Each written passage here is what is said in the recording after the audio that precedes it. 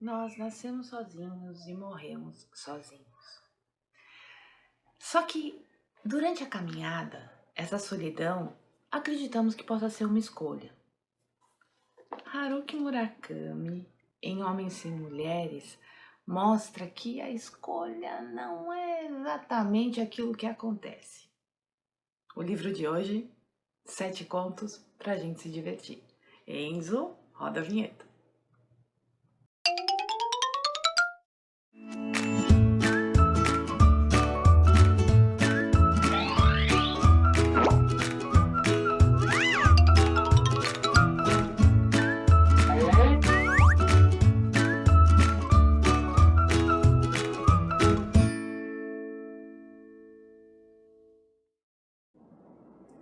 Amores, que bom que vocês estão aqui.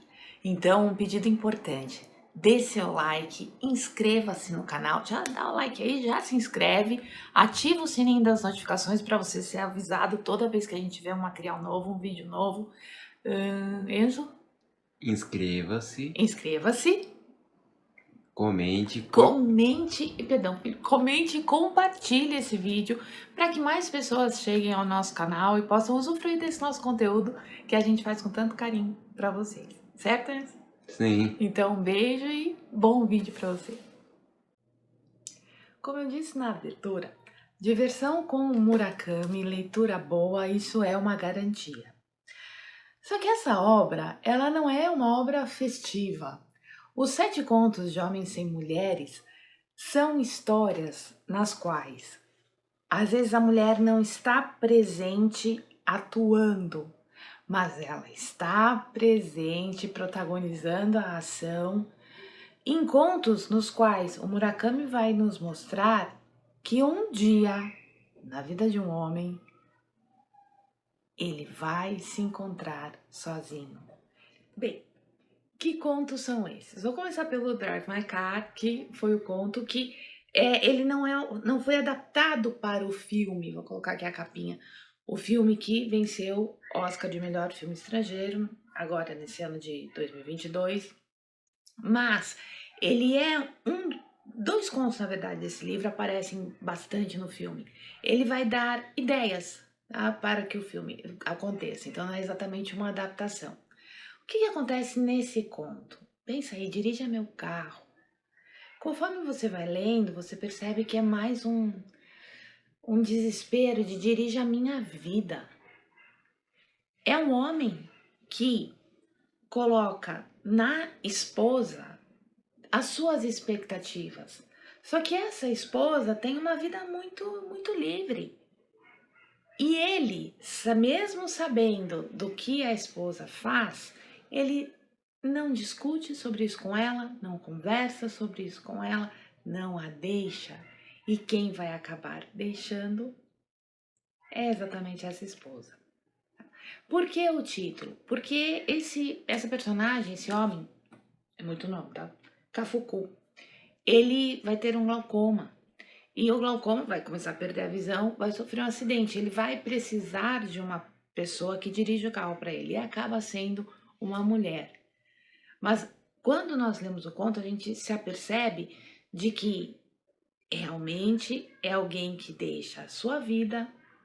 Ele é ator, ele interpreta uma peça do Chekhov chamada Tchuvania, que é exatamente uma peça que mostra alguém que tem uma vida pequena, apequenada, porque não se joga para viver. Como ele, Kafuku, em sua vida fora da arte, também não se joga, também segue essa mulher. Tá? Então esse é o argumento do primeiro conto. O segundo conto desse livro, Yesterday, a referência é a música dos Beatles mesmo. Só que a gente tem um rapaz que é do interior e vai morar em Tóquio, e um outro rapaz que tenta, vamos pensar na questão dos falares, das línguas, dos dialetos. O jeito como nós nos expressamos, a língua que nós empregamos, ela é reflexo da forma como nós pensamos. Está mexendo nas luzes. Ela é reflexo da forma como nós pensamos. Se você tem um falar que é de um lugar culturalmente diferente e você quer apagar essa raiz, essa matriz cultural da sua vida, uma das maneiras de fazer isso é através do emprego que você vai fazer do idioma, da língua. E aqui a gente tem esse jogo nesse conto. Tá? A adaptação que a personagem faz da canção Yesterday é sem pé nem cabeça. O ontem, que é a véspera de hoje, que vai ser, e hoje é o ontem de amanhã, é um jogo de palavras que vai versar sobre o tempo. Mas a grande questão é o que essas personagens vão representar através dos idiomas, tentando mostrar uma ascendência mais ou menos aculturada, ou melhor, mais ou menos bem aceita dentro da sociedade.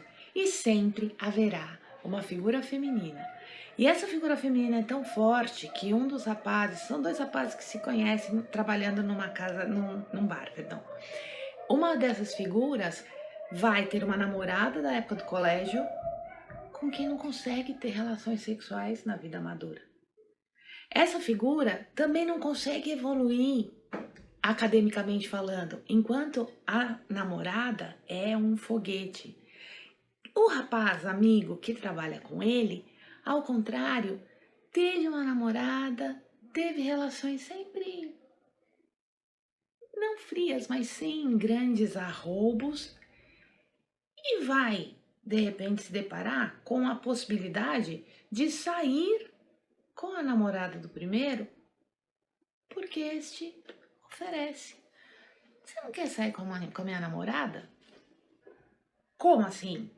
Ah, eu prefiro que ela saia com você, que é meu amigo, do que ela saia com outras pessoas. A história vai ter vai realmente ter isso, né? O amigo vai sair com a namorada do outro, não vai rolar nada, apenas conversas.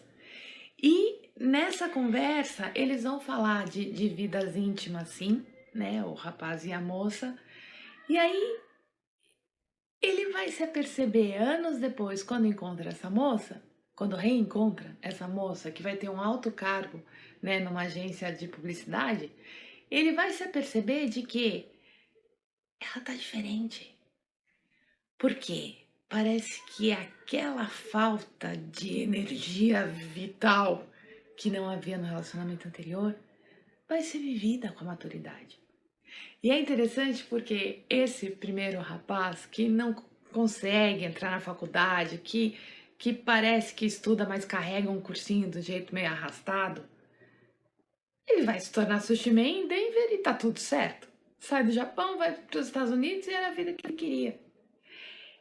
O rapaz, que é esse que eu falei da língua, que sai do interior, vai para Tóquio, abandona a forma de falar, o dialeto da sua região, para incorporar um dialeto socialmente mais bem visto, e que vai conhecer a moça lá atrás, no momento futuro ele será escritor, terá um casamento, que é mal menos, e vai perceber que é a exuberância da moça. E é interessante que essa moça está solteira.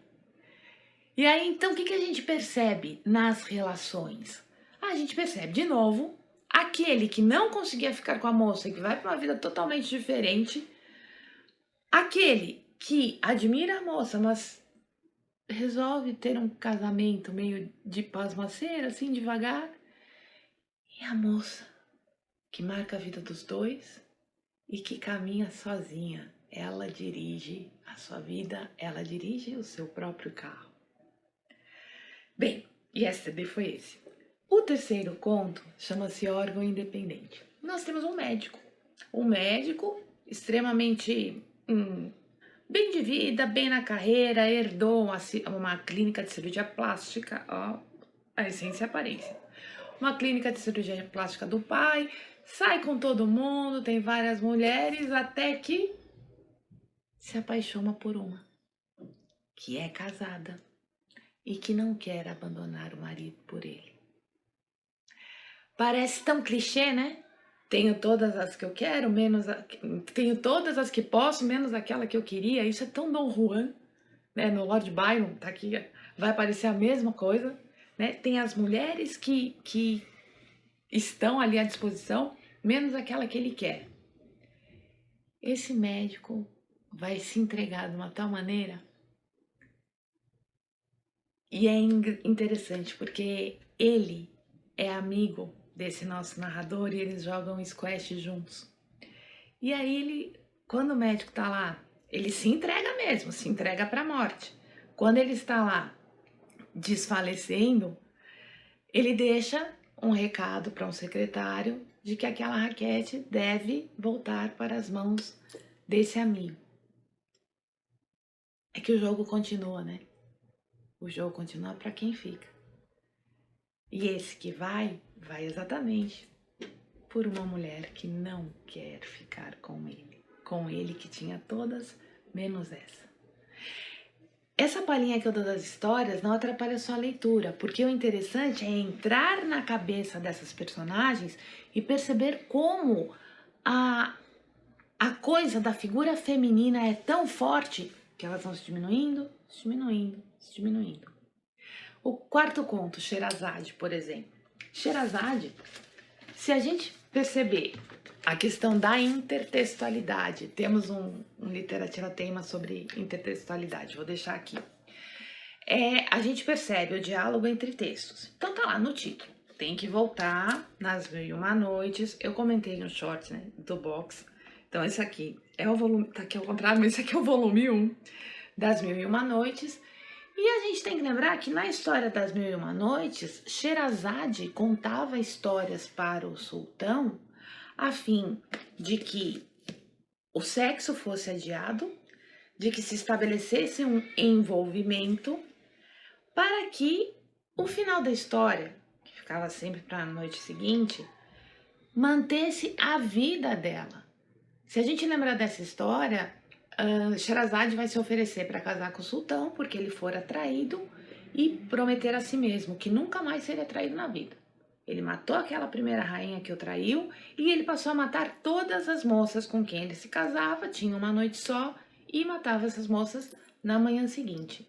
Sherazade foi esperta e envolvia-se com o sultão, olha a mulher, envolvia o sultão como em uma teia e pela história segurava sua vida.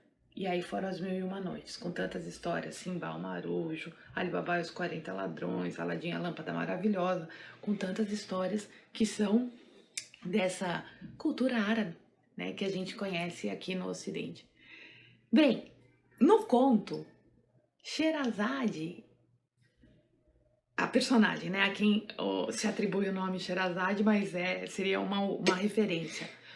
Ela conta histórias depois do sexo, mas ao contrário do sultão que foi envolvido por essa mulher para que ela não morresse, nesse conto do Murakami, o sexo ele acontece de uma forma que assim, não é o sexo que importa.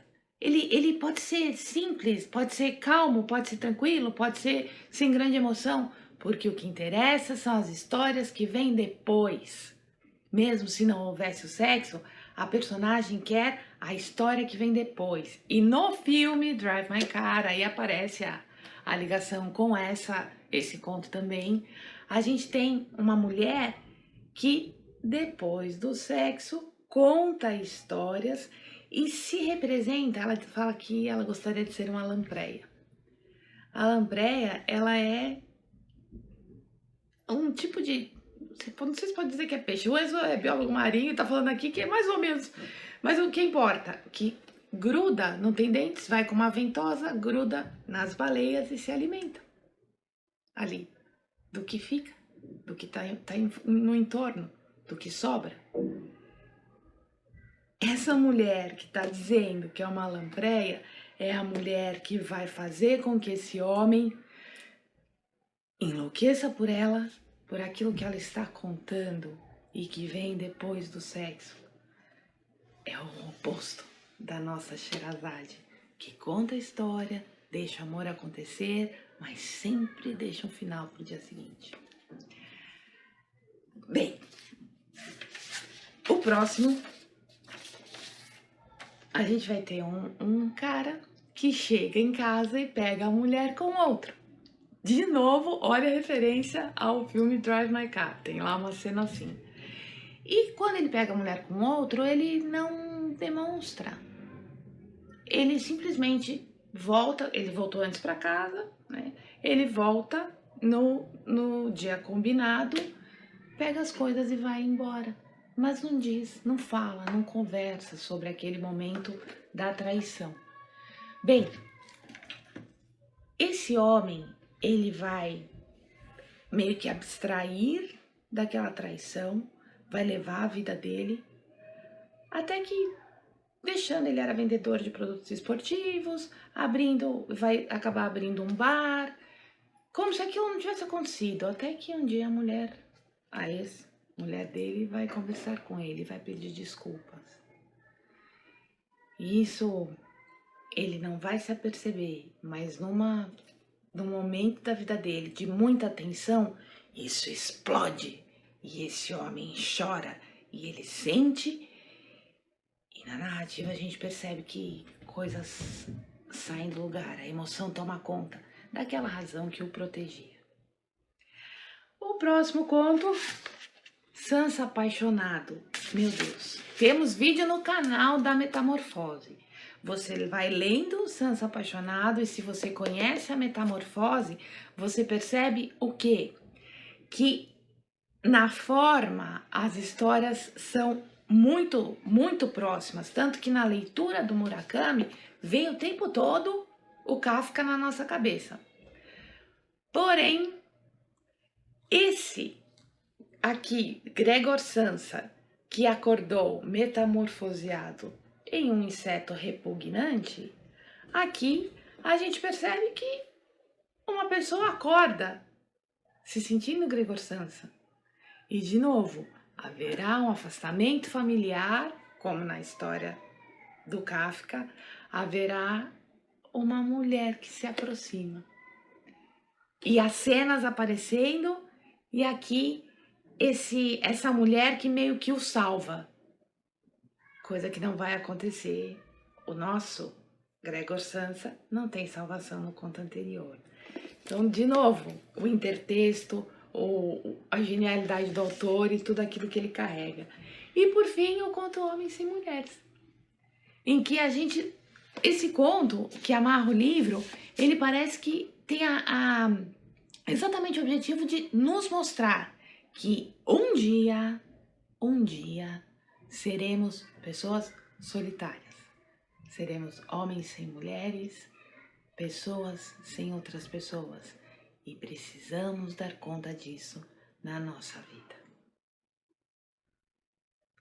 Bem, comentem esse vídeo, compartilhem, inscreva-se no canal, assine o sininho das notificações, teremos mais Murakami no canal, tem muita coisa